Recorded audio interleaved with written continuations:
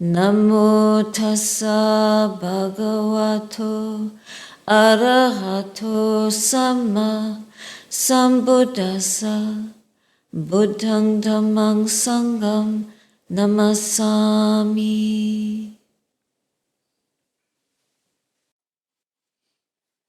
We are all here from many different generations of life. So the Buddha's teachings are universal, eternal for everyone, whatever age, but they are sometimes hard to fathom, maybe deep to understand. But if we look simply, we can see that it's about blessing. Everybody can understand blessing, everyone can understand pain and suffering. And if we can know pain and suffering, we can also know when it's not there. The other thing that the Buddha's teaching points us to is sharing blessing. Not, it's my blessing, you can't have it, but it's for everyone, sharing blessing. And today I happened to read a verse written by a Persian poet named Rumi, and it immediately brought me to the Buddha's emphasis on sharing blessing. So I want to read it. He wrote, "Be the one that when you walk in, the blessing shifts to the one who needs it most. Even if you haven't been fed, be bread." So, just very sweet little verse. And what that's pointing to is whatever situation we find ourselves in, and whatever blessing we have experienced or we are enjoying, that we understand and know of, if there's someone near who is in need, then let that blessing be for them. Let it shift to them. Let us give them that blessing. Let us share blessing. And the example, he says, even if you haven't been fed, be bread. In other words, give them to eat from your plate. Let your presence be like bread is to a hungry person. Let the blessing that we know, the joy that we know, be available. Let it shift so that we can somehow uplift, nurture, hold up, have compassion for that being that's near us, so that we can take away their suffering. I think this beautiful way of putting it is be bread. Can we be like bread for others? Let them eat from the cup of love, the sea of love within us, which we all share, but not everyone is able to connect to it.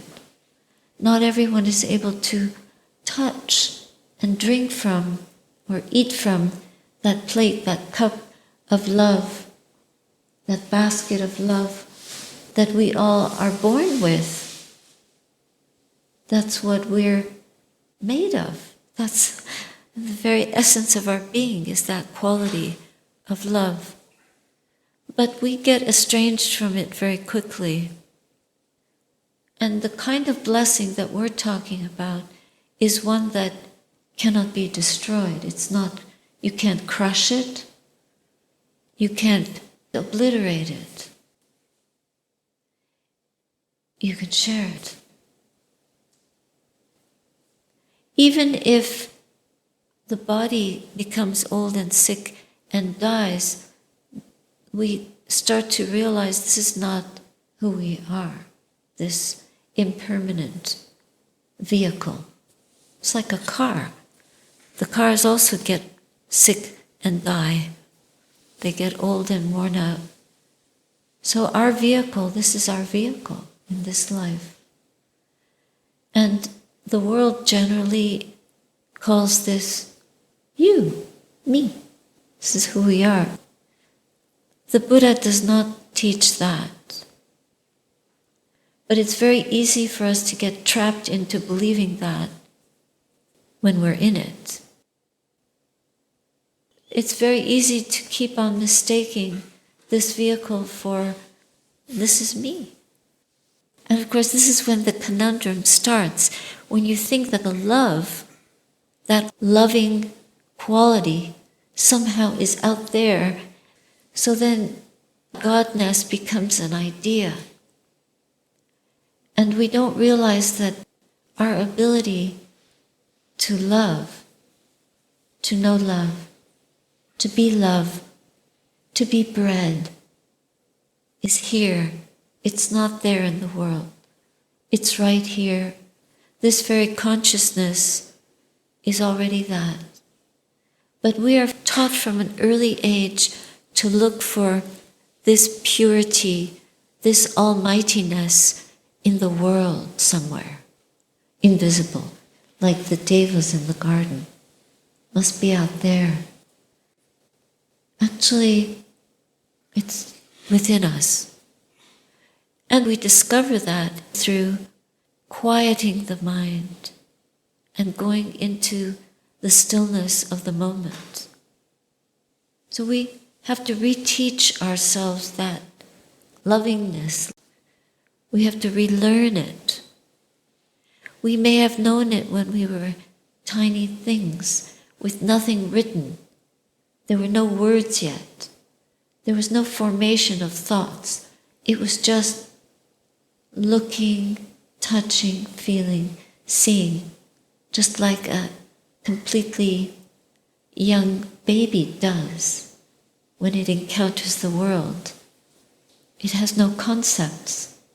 It only has its senses to experience the world. And in order to experience this loving quality, it's almost as if we have to return to that state of purity that's beyond concept. You can't formulate it. You just have to be it. So in that purity of being, but the only thing is that the babe cannot yet reflect on what it experiences. It's learning to experience, and then later it learns to reflect. So this quality of reflecting on experience is what more mature human beings learn. In meditation practice, this is the gift. This is the great gift that we have, that we can experience the world and then reflect on that experience. And from that reflection, we can derive an understanding, a lovingness, from which we can then move, act, speak, listen, bow, live, know, die into. So the Buddha offers us this beautiful verse, these verses, and it's all about the quality of that knowing through the goodness that arises from my practice. So through those blessed values, blessed knowing moments that we experience when we're silent, when we're just alone within the heart, in the vastness of this heart that is not caught up in concepts. Because the concepts are just like a prison. If they're not a prison, they're a fence. If they're not a fence, they're a border. It's almost like you have to give yourself a passport to cross it. And it can be a fearful thing. Can't go there. Can't cross that border. Can't head south. can't head north, can't go up or down, can't even stay here. But in meditation, the mind, which is the vehicle that can lead us into that still knowing, once we sharpen our faculties inwardly, we don't gain this knowledge from worldly sense contact, but from the interior knowing of this inner space. And when we start to know this interior space, there are no borders. It's vast as anything we can imagine. Even an airplane, even a spaceship could not go to the frontiers where this space within the heart can take us. It really has no boundaries. So through the goodness that arises from my practice, it's that kind of generating vast love, vast empty of any thoughts, any hindrance, any clinging, any suffering at all. It's a freedom. So the freedom of the heart is already there. And the knowing of it comes through this inner quiet. Like this eye, look how tiny this optic nerve is. And yet when you look in the sky, can you see the whole sky? How big is it? I can't measure it, but I can see it with this tiny little instrument of an eye. So in the same way, the instrument of the knowing ability, the skill of knowing truth, we can't measure it, but somehow when we still the mind's movements and we're quiet and we listen and see inwardly, that seeing is also able to see a vast, immeasurable space. And through the goodness of that, may my spiritual teachers and guides of great virtue, my mother, my father, and my relatives, the sun and the moon, and all virtuous leaders, may they receive the blessing of my life, of this ability, this moment of being able to know the vastness of this consciousness, unable to measure it, but at least to point that it exists, it's there, qualitatively present, and it is a blessing. We share that. That's being bred. That's how we can nourish others, ourselves and each other. This nourishment can be shared with the highest, whatever we think is out there. It's impermanent because it's a concept.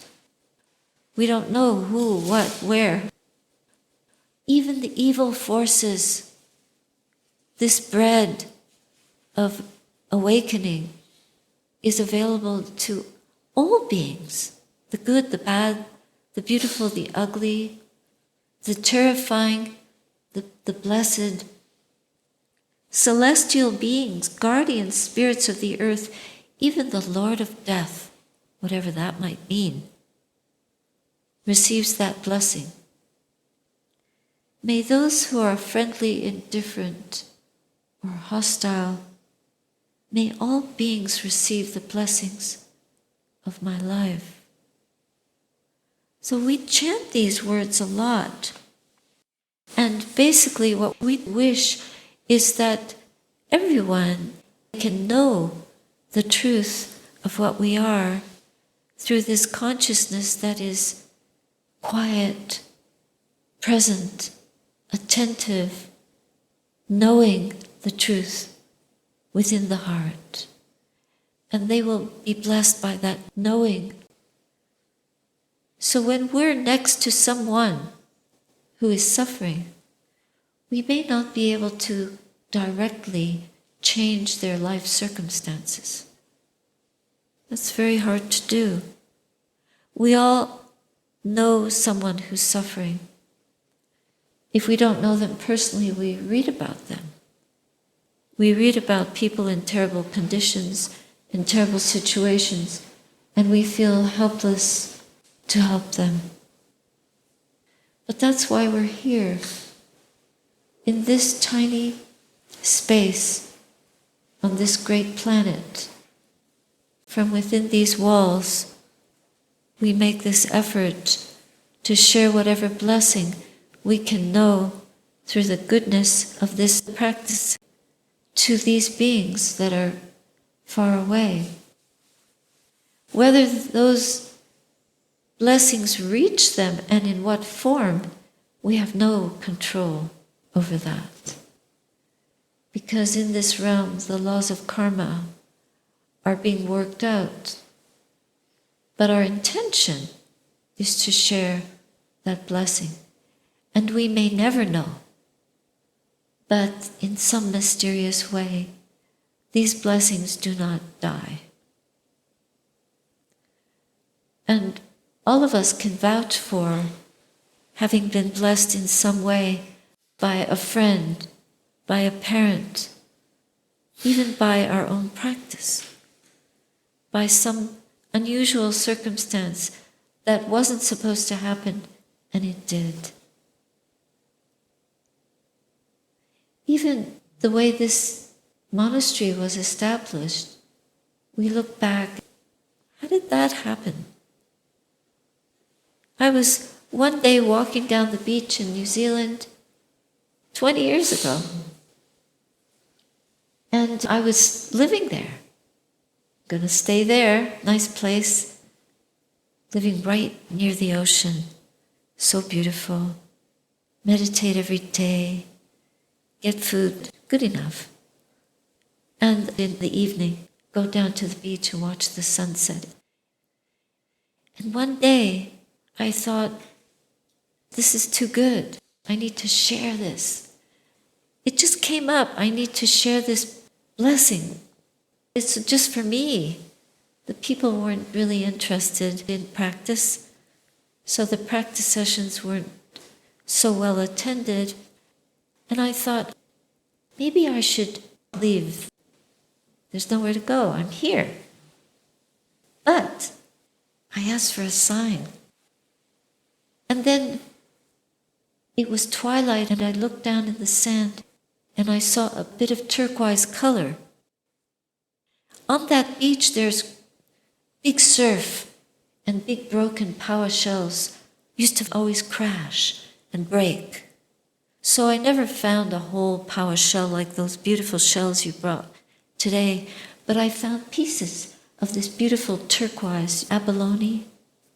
I always collected the broken shells and put them outside my little cabin. I had a shell garden. So I saw turquoise and I thought, oh, I better pick that up.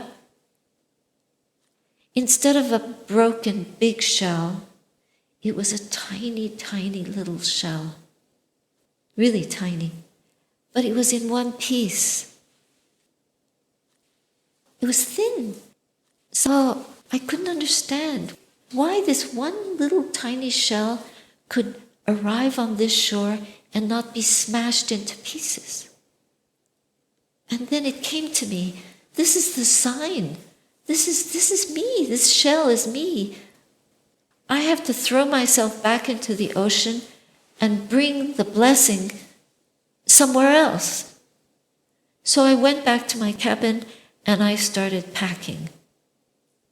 And then eventually came back to Canada and came here. How did that happen? From a shell landing on the beach to asking for a sign, wanting to share the blessings and getting that sign, and then just moving with it, going with it, being the bread. We don't realize the power of our intention when it's wholesome, when it's a blessed intention. We can move mountains with that. So there might be rocks in life, but we can move them, we can bless them, we can bless the obstacles to our awakening, little by little, and by holding to the path, to the practice, to the goodness of our life, and the purity of the mind. Never to forsake what we value the most, even at the cost of losing possessions or losing power or losing control. We have no control. We might think we have control, but that's just the self-concept. That's the biggest obstacle to the freedom to know the true blessing. So we can know this peace of heart and be able to share that with everyone. Through the goodness that arises from my practice and through this act of sharing. It's the generosity. It's too much for me. Let's take this out across the sea. What on earth was I thinking? It was just a madness. Sometimes we have to be mad.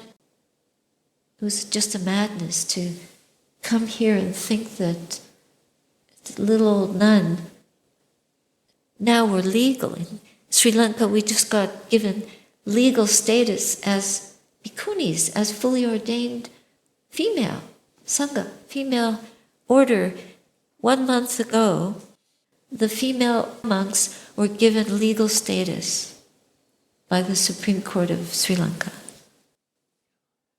I never thought in my lifetime. A miracle. So may all desires and attachments quickly cease. That's the key. We have to let go the desire, the attachment. May all harmful states of mind be quickly purified. There's a price to pay. It's not free.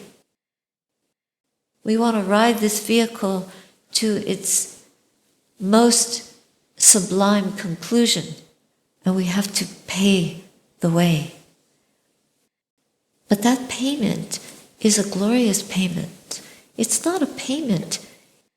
It's a natural sacrifice to give up that which doesn't really bring us to a state of harmlessness, to a state of awakening, true health here in the heart, and true health in the world. Through the supreme power of all these, the forces of delusion will not take hold, they will not weaken our resolve. The Buddha is my excellent refuge.